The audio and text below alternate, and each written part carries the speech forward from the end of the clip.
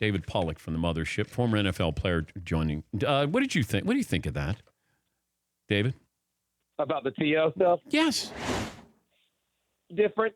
TO would be a good word to describe that. Because it seems like to me, outside guy looking in, that he was probably a little bit upset, and he voiced his frustration the last couple of years about not getting in, and this is kind of his way to, I guess, to give it back to him a little bit. But I think you're right. I don't think we'll see a lot of it in the future. I think people consider that an honor and should consider that an honor, and it's really cool to see everybody on stage at the same place giving their speech, and T.O. had the right to do what he wanted to do, but I think it was more about kind of getting back at everybody that didn't vote him earlier. Yeah, but what happens if you sign this letter and then you don't go to the ceremony? Are they not going to allow you in the Hall of Fame?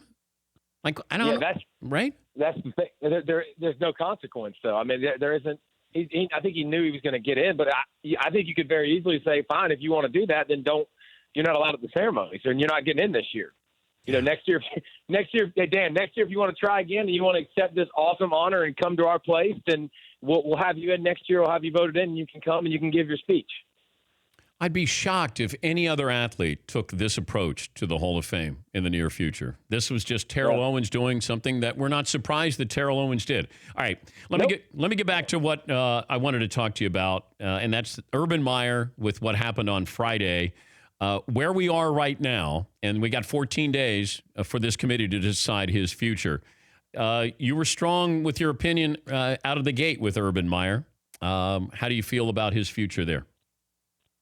My opinion doesn't change, Dan. I still have my opinion. But what I think they're going to do is I think Urban Meyer, the statement the other day, the Zach Smith interview, I think the groundwork has been laid. Here's what Urban Meyer did. He humanized himself. What did he fell on the sword for lying. I lied. But guess what? There's also no consequences for that, Dan. You know that. They can lie to the media. There is no consequence. Okay, I'm sorry. I shouldn't have answered that. To me, there's something more there, obviously. But I think the groundwork's being laid. He released a statement. I think he'll get a couple game suspension. And I think Urban Meyer will be the coach next year at Ohio State from what we're seeing right now and what we're hearing. So you think he gets suspended, not fired? Yes, sir. I think they'll suspend him. Yeah. I just don't know why he kept this coach on his staff, though. I know that, look, he has a loyalty to Earl Bruce, the former Ohio State coach, and it's his grandson. But at some point, you got to do what's best for your program, not for some legacy with Earl Bruce's grandson. In the end, you're the CEO. In the end, everything that happens on your watch falls on you, regardless. And this wasn't the guy's first offense. Urban, when he got asked about this guy, man, have you ever lied for no reason? I mean, have you ever just said, no, I didn't know this? Or usually you have something to hide when you say that, right? And so I think if you went to Utah, Dan, and you went to Gainesville, and you go to Columbus, if you look in Urban Meyer's meeting rooms, one of the things you'll always find is the number one rule is respect women. It's all over the place. It's always plastered all over the building where he gets at.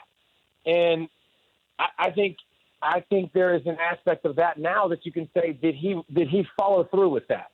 Was that something that he did? Because you obviously knew a little bit more than was let on, obviously, in the first, because he already apologized for it. And that's one thing that I think you talk about taking a little bit of a ding from a credibility standpoint. You probably lose a little bit of that when it comes to that aspect. Wait, you're saying when he was at Utah and at Florida and Ohio State that there's signs about respecting women? Absolutely. It's always a big thing that you must respect women, that's not going to be tolerated if you don't respect women. It's a huge deal. It has been for as long as Urban Meyer's been in the spotlight, as long as he's been a coach, it's been a huge deal. And I didn't buy that he was ill-prepared when he went to the media day and had his speech. Oh, Dan, I heard that too. And how long have you been on air, Dan? Well, I've been doing this a long time. Okay, you've been on air for a long time. Urban Meyer has been in the spotlight for a long time. Yeah. Urban Meyer has been asked every question under the sun. You can't tell me that Urban Meyer is caught off guard by any question. You might go, oh, that's an interesting question. We've been taught how to handle these questions. He's handled difficult questions in the past, so I don't buy into the, like, we give him slack because he was cut off guard for a question. We get asked questions all the time, and we know how to answer questions unless there's something we have to hide, and you kind of skirt around it. Talking to David Pollack, the ESPN college football analyst. College Game Day is coming to South Bend, and that'll be September 1st. It's Michigan versus Notre Dame.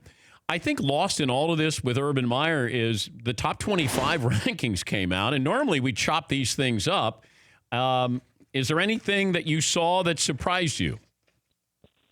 No, I think, we're at a point now where, Dan, I think you're going to be able to turn on the top 25 rankings, and you're going to kind of put some of these on autopilot. Now, listen, Urban Meyer's situation kind of changes things depending on what happens with him, but the usual suspects are going to be there. I thought Clemson would have been number one.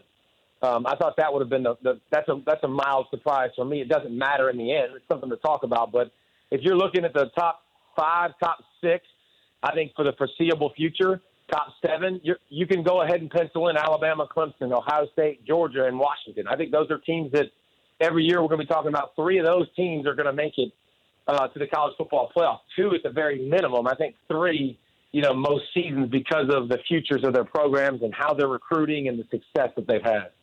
If I gave you the top 4 teams, or I gave you everybody else the field, who would you take for the national title? Oh, the top 4 teams. If I gave you the top 2. I'd take the top 2. I mean, hey, what have we seen the last couple of years? We saw Bama versus Clemson, Bama versus Clemson, Bama versus Georgia. Yeah. I mean, I think if you look at Clemson's schedule this year, I find it really hard to believe that they're not going to be there. Jimbo Fisher leaves. Florida State's not going to be maybe what Florida State's been. Maybe there's a learning curve with Willie Taggart. Who else in the league can beat them? I don't see it happening. Even though the last couple of years they've had a Syracuse loss and a Pittsburgh loss en route to college football playoff stuff. I think we're on course. And listen, I'm okay with that in college football. I like having villains. I like having favorites because the bottom line is there's millions and millions of people that tuned into that Alabama Georgia game going, please lose Alabama, please lose Nick Saban. I mean, there's an enemy to root against, and people don't like when people dominate sports. And we're watching a dynasty at Alabama, and Dabo's obviously done great things at Clemson, and I think Chris Peterson at Washington's got it rolling. I think Kirby Smart's the next Nick Saban in the next era. Not as good maybe, but he's going to have that thing rolling in a similar fashion. I think they're going to be in the mix all over again. So there's definitely there's going to be some villains to cheer against for everybody in college football. More pressure on Notre Dame or Michigan this year? Michigan. I think when you look at Jim Harbaugh and his lack of success against his rivals, at some point hey, we're happy to be Michigan and being competitive again and winning 9 games, winning 10 games. It's better than it was. You got to beat D'Antonio. You got to beat Urban Meyer. That's part of your job description when you come to Michigan, and he hasn't done that in any way, shape, or form, and I think that's something that's going to have to change. I think Michigan people want to see a spark on the offensive side of the football, and maybe Shea Patterson provides that this year. Maybe he comes in and everything changes, but I think Michigan definitely – I think Harbaugh is going to have some pressure for the first time at Michigan. When's the last time you popped somebody? Last night, youth league football practice. So I coach a 10U team and a 12U team, and last night – one of our biggest kids, he's like $170. I'm like, listen, bro, you got to learn how to use your face and hands. You got to fire off the ball and use your face and hands. I said, I don't have any pads on right now, and I'm going to fire off the ball, and I'm going to hit you. I said, hit me as hard as you want to. And fired off the ball and popped him and drove him back a little bit. I was like, see, it's not about your equipment. Like, keep your feet moving. So last night, a 12-year-old, maybe he's almost 13 now. Feel pretty good?